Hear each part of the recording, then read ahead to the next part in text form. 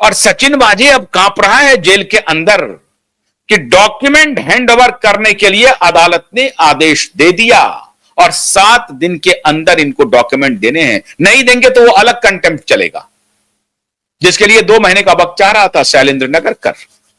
तो शैलेंद्र नगरकर को अब डॉक्यूमेंट देना ही होगा। और डॉक्यूमेंट नहीं देने के पीछे का राज क्या है? डॉक्यूमेंट दिया नहीं कि भेद खुला नहीं, और भेद खुला नहीं तो जेल गए नहीं, और जेल गए नहीं तो पर्दा ऐसा उठेगा कि शर्मसार हो जाएगी मुंबई। जैसे आज मुंबई से एक भगोड़ा भागा है ना, एक जज फरार हो गया है ना, निचली अदालत का एक जज अयाजुद्दीन काजी फरार हो गया है।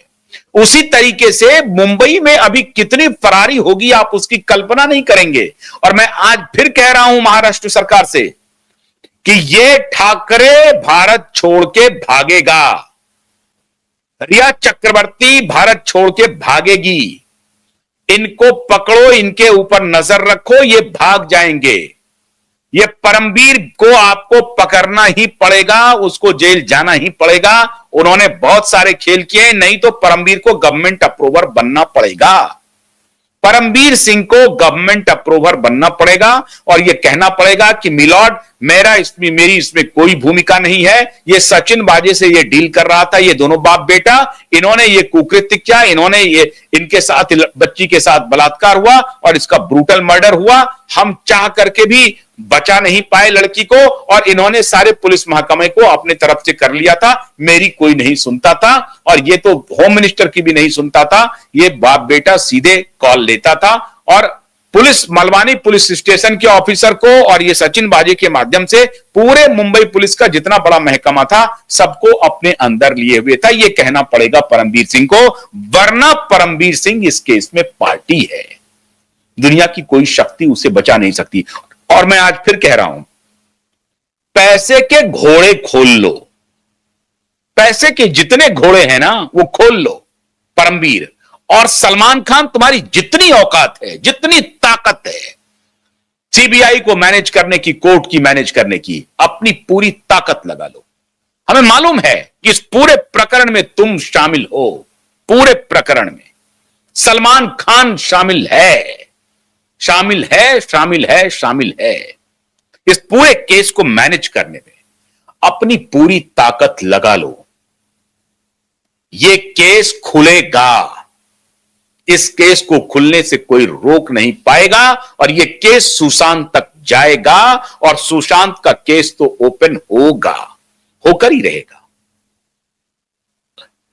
डॉक्यूमेंट जिस दिन शैलेंद्र नगरकर हैंडओवर करेगा ना, उसी दिन डॉक्यूमेंट के परखचे उड़ जाएंगे, क्योंकि एक तरफ डॉक्यूमेंट और एक तरफ एविडेंस हमारे पास है।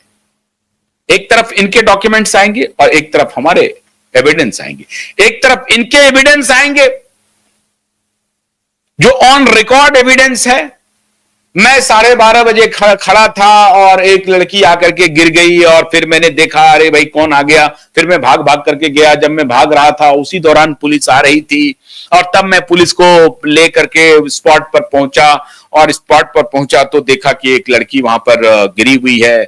और फिर वो पुलिस वाले, फिर वो एम्बुलेंस वाले आ गए, फिर वो एम्बुलेंस वाले वहां पहुंच गए और एम्बुलेंस वाले ने दिशा के कपड़े के रंग और बताए और जिसने देखा था उसने रंग और बताए।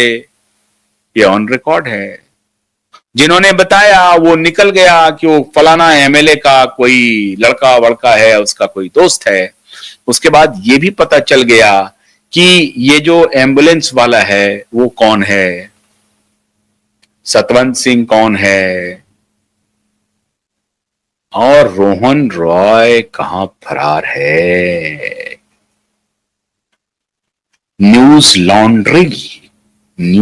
लॉन्ड्री उसकी भी धुलाई, अच्छी धुलाई होगी, अभी चिंता मत कीजिए। सबकी धुलाई होगी, सबकी बारी आएगी, बारी बारी से बारी आएगी। न्यूज लॉन्ड्री पर आकर के कह रहा है, बयान दे रहा है, सीबीआई ने बरी कर दिया। 22 जुलाई में सीबीआई ने बरी कर दिया रोहन रॉय को। प्लांट करवा दिया अखबारों में, पन्ने रंग दिए झूठ के इस रोहन रॉय ने। किसके इशारे पर? ठाकरे के इशारे पर। अभी रोहन रॉय कहां फरार है? कहां है रोहन रॉय? कहां जाओगे तुम? रोहन रॉय, रिया चक्रवर्ती, आदित्य ठाकरे, ये तीनों फरार हो सकता है। महाराष्ट्र सरकार को मैं वार्न कर रहा हूं और कह रहा हूं कि इन पर नजर रखिए, इन पर नजर रखिए। ये तीनों फरार हो सकते हैं। ये तीनों बहुत बड़े कल्प्रिट हैं इस पूरे केस में। इनको पकड़ना, ये आरोपी हैं, इसको पकड़ना बहुत जरूरी है। ये तीनों फरार हो सकता है और इस तीनों के पीछे जो माफिया, जो सरगना काम कर रहा है, वो सरगना अब होशियार हो जाएगा। डॉक्यूमेंट जैसे ही आएगा देना पड़ेगा शैलेंद्र नगरकर को। उसके बाद रिप्लाई पर तो अभी सेक्रेटरी को भी आना पड़ेगा। और आज देखिए, आज 20 नवंबर को शैलेंद्र नगरकर मौजूद था, क्योंकि उसे मालूम था कि अगर शैलेंद्र नगरकर नहीं आया तो चीफ सेक्रेटरी को तलब किया जाएगा और मुंबई के पुलिस कमिश्नर को तलब किया जाएगा। उसे मालूम था। तब तो डॉक्यूमेंट हैंड ओवर करने हैं और एफआईआर इसे दर्ज करना ही पड़ेगा मित्रों। अब क्या करेंगे ये? अब कहां जाएंगे ये? कौन सा रास्ता चुनेंगे ये? पूरी कोशिश इन्होंने कर ली। इन्होंने पूरी कोशिश कर ली कि कोर्ट का समय बर्बाद करो, बेंच बदल दो, शैलेंद्र नगरकर को कर देंगे तो इसी पे कोर्ट नाराज होगा। फिर चीफ सेक्रेटरी को, कि मांगा गया था रिप्लाई चीफ सेक्रेटरी से, मांगा गया था रिप्लाई होम सेक्रेटरी से, मांगा गया था एडिशनल सेक्रेटरी से, मुंबई पुलिस कमिश्नर से, शैलेंद्र नगरकर से रिप्लाई नहीं मांगा गया था। इन्होंने खामखा आकर के इसको लिंगर ऑन करना है, इसको बढ़ाना है, केस की हियरिंग को तारीख पर तारीख लेनी है। मंशा ये थी। आज वो मंशा भी एक्सपोज हो गई। और मैंने कहा है ना, तारीख चाहे कितनी भी आ जाए, न्याय तो मिलकर रहेगा, क्योंकि एविडेंस बहुत पक्के हैं अपने पास और इनके भी एविडेंस बहुत पक्के हैं। झूठ के एविडेंस जो हैं वो बहुत पक्के हैं, जो ऑन रिकॉर्ड हैं, ऑन रिकॉर्ड कैमरे पर है। सतवंत सिंह कुछ और बोल रहा है, एम्बुलेंस वाला कुछ और बोल रहा है, जो ऊपर से गिरते हुए देखा वो कुछ और बोल रहा है। गिरने का कोई सीन ही नहीं है, वो लड़की गिरी ही नहीं है। इसको हम लोगों ने एक्सपोज कर दिया है। तो जाएंगे कहां? और नहीं जाएंगे तो 27 दिसंबर 2024 सीबीआई की वो एफिडेविट, जिसमें सीबीआई कह रही है कि रिया चक्रवर्ती को के खिलाफ लुकआउट नोटिस को क्वैश मत कीजिए मिलॉर्ड, क्योंकि एसआईटी जांच कर रही है दिशा सालियान का केस और दिशा सालियान के केस में एसआईटी संभवतः रिया चक्रवर्ती को भी बुला सकती है। इनका भी पूछताछ का कुछ हो सकता है, उससे यह मामला जुड़ा हुआ है। सारे तार खुलेंगे। जिसको उलझाया गया है ना, उस उलझन को हम लोग खोलेंगे। आप चिंता मत कीजिए। ये सारे उलझे हुए तार को हम लोग एक एक करके खोलेंगे, एक एक परत खोल देंगे, एक एक परत। और वहां से ये पता चलेगा कि ये सलमान खान की क्या भूमिका है इस पूरे प्रकरण में। सलमान खान की क्या भूमिका है, ये डिनो मौर्या की क्या भूमिका है, सूरज पंचोली की क्या भूमिका है और ठाकरे की क्या भूमिका है। सारे तार खुलेंगे, सारे के सारे तार खुलेंगे। इसलिए देर तो हो रही है, हमें मालूम है, लेकिन दुरुस्त होगा मामला। आप चिंता मत कीजिए। आज शैलेंद्र नगरकर कांपना शुरू किया है ना, आगे भी कांपेगा। और मैं आपको दावे के साथ कह रहा हूं कि अभी तो आज इसने कहना शुरू कर दिया कि हम इन्वेस्टिगेशन के लिए तैयार हैं। तो इन्वेस्टिगेशन के लिए तैयार है तो एफआईआर करो। तो कहेगा कि ठीक है मिलॉर्ड, मैं एफआईआर भी करूंगा। एफआईआर करेगा, फिर इन्वेस्टिगेशन करेगा, और जब इन्वेस्टिगेशन करेगा तब कहां जाएगा। इसलिए अटक गई है जान, फंस गए हैं सब के सब। केस रीओपन होगा और ये दिशा के केस के रीओपन होने का मतलब है, ये जितना लंबा खिंच रहा है ना, एसएसआर वॉरियर और हमारे जो दिशा के लिए न्याय की लड़ाई में शामिल हैं, वो आप इसे, इस लड़ाई को यह मत समझिए कि लंबा चल रहा है कुछ नहीं होगा। नहीं नहीं, हो रहा है ऑलरेडी। ये पापी और भी कुकर्म करते, इन पापियों के गैंग जो है अभी इतने सहमे हुए, इतने डरे हुए हैं कि अब इनकी हिम्मत नहीं हो रही है कोई दूसरी दिशा करने की। ऐसी सैकड़ों दिशा बचती जा रही है इन पापियों से। बहुत सारे पापी गैंग पर इसका असर पड़ा है। तो इसे छोटी घटना मत समझिए। हम यूं ही पागलों की तरह इस केस को कैरी ऑन नहीं कर रहे हैं। इसका इंपैक्ट हो रहा है समाज के ऊपर, और जितने ये पापी घूम रहे हैं, दरिंदे घूम रहे हैं छुट्टा सिस्टम का लाभ लेकर के, वो एक बार दहशत में है कि फिर अगर कोई ऐसी घटना करेंगे तो पता नहीं क्या होगा।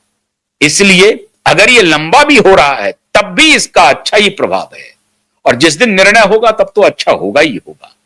इसलिए जो भी हो रहा है सब ऊपर वाले की मेहरबानी से हो रहा है। सही रास्ते पर हैं, न्याय के मंदिर में न्याय अपने को मिलेगा। तो आज 20 नवंबर की तारीख अच्छी गुजरी। एक सप्ताह और देख लेते हैं अब अगली तारीख पे क्या बोलेगा।